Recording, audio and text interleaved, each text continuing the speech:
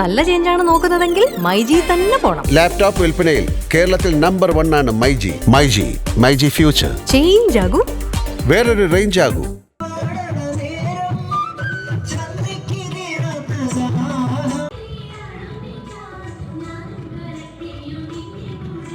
കൊല്ലം നഗരിയെ സംസ്ഥാന കലോത്സവം കൊണ്ട് പ്രകമ്പനം കൊള്ളിക്കുമ്പോൾ ഇത്തവണത്തെ വലിയ മെയിൻ സ്റ്റേജായ വേദി നമ്പർ 1 പ്രകമ്പനം കൊള്ളിക്കുന്ന എല്ലാ തവണത്തെയും പോലെ കലോത്സവത്തിൻ്റെ കളർ ഐറ്റമാണ് സംഘനൃത്തം എന്ന് പറയുന്നത്. ഈ കാണുന്ന സംഘനൃത്തം ടീമിന് എന്തൊക്കെയോ പ്രത്യേകതകളുണ്ട്. എന്താണെന്ന് നമുക്ക് ഇവരോട് തന്നെ ചോദിക്കാം. ഈ 62ാമത് സംസ്ഥാന കലോത്സവത്തിൽ ഇവിടെ ഈ വേദിയിൽ വന്ന് നിൽക്കുമ്പോൾ ഇവരുടെ ഈ ഒരു പ്രത്യേകതരം ഡാൻസിന് നിങ്ങൾ എന്താണ് അതിൻ്റെ ഒരു പ്രത്യേകതയായിട്ട് കാണുന്നത്? ഇത് നമ്മൾ പഴമയിലുള്ള നമ്മളെ കേട്ടിട്ടുണ്ടല്ലോ, രമണനും ചന്ദ്രികയും എന്നുള്ള തീം. അത് എല്ലാവരുടെയും മുന്നിൽ അതൊരു വിഷ്വലൈസ് ചെയ്ത് കാണിച്ചതാണ്. നമ്മളൊരു 10 മിനിറ്റ് കൊണ്ട് അത് എല്ലാവരുടെയും മുന്നിലേക്ക് അതൊരു എത്തിച്ചതാണ്. അതിൻ്റെ അകത്ത് രമണനും ചന്ദ്രികയും എന്നുള്ള ആ സെയിം തീമാണ് ഇതിനകത്തുള്ളത്. അവരുടെ കോസ്റ്റ്യൂംസ് ആണെങ്കിലും എല്ലാം നമ്മൾ അതിനോട് യോജിച്ചാണ് ചെയ്തിരിക്കുന്നത്. ഇതിപ്പം എത്ര ദിവസം കൊണ്ടാണ് ഇവരുടെ ഈ ഒരു പഠിച്ചെടുക്കാനൊക്കെ ഇത് അവരുടെ സ്കൂൾ കലോത്സവം ഏകദേശം ഓഗസ്റ്റിലാണ്. നമ്മളൊരു ജൂലൈ മാസത്തോടു കൂടി നമ്മൾ എൻ്റെ പ്രാക്ടീസ് സ്റ്റാർട്ട് ചെയ്തിട്ടുണ്ട്. നല്ല ഹാർഡ് വർക്ക് ചെയ്തിട്ടാണ് ഇവരെല്ലാവരും വന്നിരിക്കുന്നത്. സബിലും ജില്ലയിൽ പൈസയിട്ടാണ് നമ്മൾ ഇങ്ങോട്ട് വന്നിരിക്കുന്നത്. ഇപ്പം സിമ്പിളായിട്ടുള്ളൊരു വേഷവിധാനത്തിലൂടെ നമ്മൾ കൊണ്ടുവന്നതാണ്.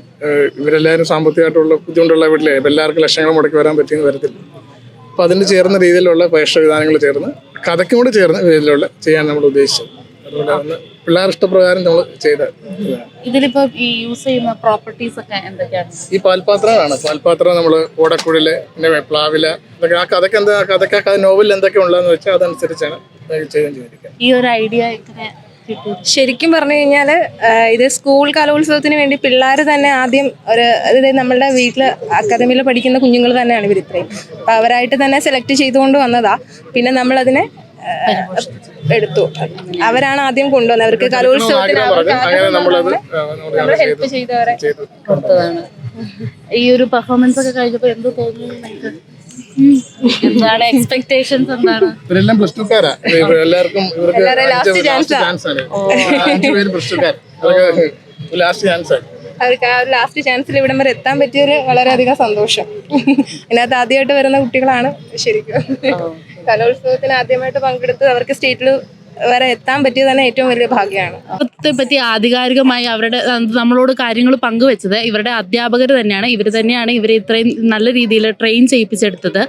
കാലവും കോലവും മാറുമ്പോൾ അതിനൊത്ത് കലയിലും മാറ്റങ്ങൾ കൊണ്ടുവരികയായിരുന്നു ഈ ഒരു ടീം. കലോത്സവ നഗരിയിൽ നിന്നും ക്യാമറാമാൻ ഫാസിലിനോടൊപ്പം ടീം മൂവി വേൾഡ് മീഡിയ.